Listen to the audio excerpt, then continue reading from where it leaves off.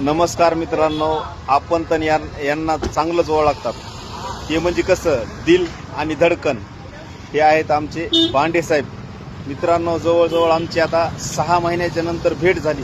पण 6 महिन्याच्या नंतर जरी भेट झाली तरी दिमागात हेच आहे की बांडे साहेब इथून गेल्यावर आपल्याला काय पोहे बनवायचे का चहा बनवायचा, जे पहिलं होतं तसंच आहे. आणि बांडे साहेबांचं योगायोगाने विश्रांतवाडाच्या समोर आहेत आम्ही.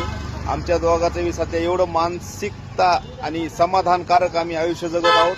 आणि तसेच आमच्या बांडे साहेबांनी एक गावाकडे मुलाला कपड्याचं शोरूम टाकून दिलेलं आहे. आणि त्या कपड्याच्या शोरूमला त्यांनी मला ओपनिंगला बोलवलं होतं, पण काही कारणास्तव माझं जाण्यात न आल्यामुळं इथं आल्यावर मी आवश्यक बांडे साहेबांची भेट घेतली. आणि त्यांचेच एकाचे असे 4 शोरूम व्हावा अशी मी ईश्वरचरणी प्रार्थना करतो. बांडे साहेब बरोबर. धन्यवाद. जे बोललेत ना, अशीच माझी प्रगती व्हावा असं त्यांनी मला आशीर्वाद दिलाय ना, त्यांचा पण चांगला व्हावा माझी ईश्वरचरणी हीच प्रार्थना आहे. कारण जो मित्र मना भावातून आपल्याला जो आशीर्वाद देतोय ना, त्यांच्यामुळंच मी आता सध्या ह्या स्टेपला आहे. कारण त्यांनी मार्गदर्शन केलं म्हणून ह्या स्टेपला आहे. नाहीतर मी आतापर्यंत संपलेला असतो. त्यांच्या मार्गदर्शनामुळं आपल्याला विश्रांतवाडाचे म्हणजे माझ्या मनात काहीच नव्हतं. त्यांनी मला इकडं विश्रांतवाडाकडे घेऊन आले आणि मला म्हणले, देवाचे तुम्ही इथं हे करून पहा, आपल्याला आपली प्रगती होईल. आणि खरोखर तसंच झालंय.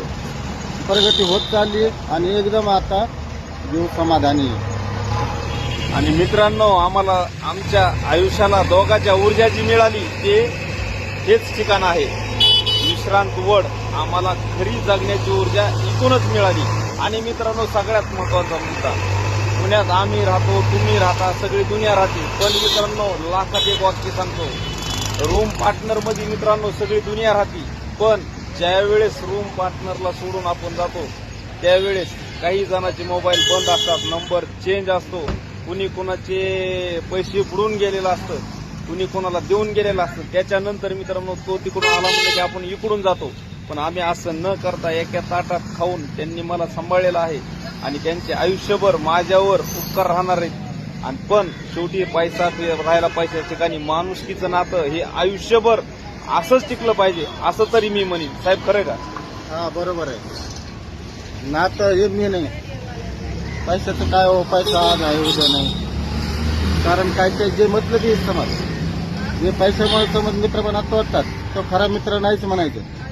आणि समज जो आपल्या समज याचा विचार करतोय, पैशाचा जो विचार करीत नाही ना, तोच खरा मित्र आहे म्हणायचं. कारण आमचा मित्रपणा असाच राहावा हीच ईश्वरचरणी माझी प्रार्थना आहे. तर मित्रांनो, अशीच नातेसंबंध आयुष्यभर टिकवा, आपुलकी राहू द्या. कारण आपण एका ताटात खाल्लेलं असतं, आपण एकाच रूममध्ये राहिलेलो असतो. जसं आपण पहिलं राहिलो तसंच हे आयुष्यभर टिकलंच पाहिजे. धन्यवाद.